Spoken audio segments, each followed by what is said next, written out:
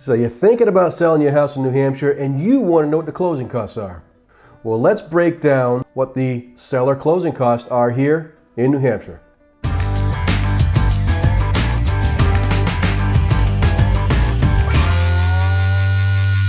Hey guys, I'm Kevin Cooper of Bean Group, and on this episode of Coop Knows, we're going to talk about seller closing costs. What are they? How much can you expect to pay in closing costs when you are selling your home? So let's break it down. First one, the state of New Hampshire transfer tax. Now the state of New Hampshire transfer tax is $15 per thousand, split equally between buyer and seller. So let's look at this in terms of a $300,000 home. At $15 per thousand times 300, that comes out to $4,500. Split that equally between the buyer and the seller, and your portion would be $2,250.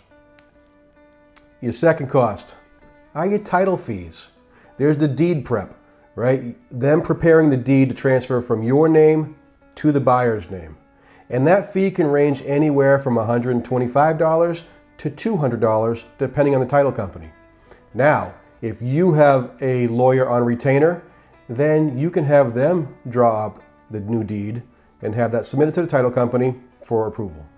Another fee with the title company is the discharge tracking fee. So that is for them to go ahead and pay off your mortgage and track that to make sure it is recorded properly at the Registry of Deeds. Another title fee may be if you decide that you want your proceeds wired to you. Most of them will charge you like a $35 fee to wire the funds instead of you just getting a check.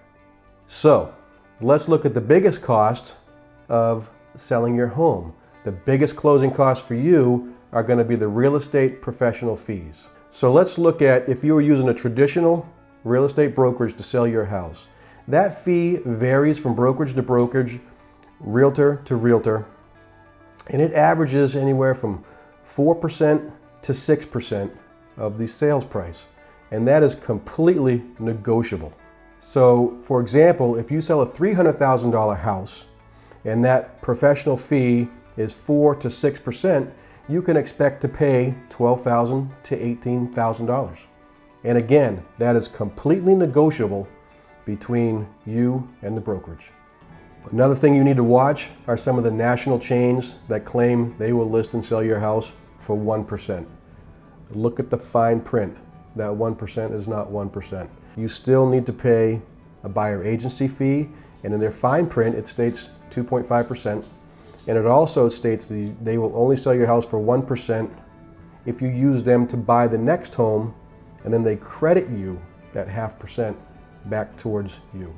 So some other fees that are typical are you'll see some prorations. For example, taxes. Depending on the time of the year, if the title company has to pay the taxes out of there, you may get a credit for your portion of the taxes, or you may have to pay some for your portion of taxes, depending on where that falls in the year. You may also have condo or homeowners association fees. If you went ahead and paid the condo or homeowner association fees on the first of the month, you'll get a credit back for 50% of that, or wherever that falls in the closing date. You will also have, as a closing cost, your water and sewer final proration. If you are on public water and public sewer, the title company will get in touch with the water and sewer company, get a final meter reading, and then that'll be on the settlement statement. Some other fees that you may have also on there are seller paid credits to the buyer.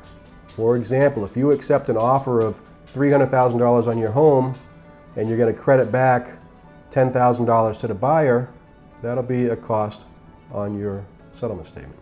So again, the breakdown is fairly easy. So you get the state of New Hampshire transfer tax, you have the real estate professional fees, you have the title fees, and then you have some other small things for prorations. So my name is Kevin Cooper of Bean Group. I hope you found this information useful and helpful. If you need any information, feel free to contact me. All my information is down below. Take care, and I'll see you on the next episode of Coop Knows.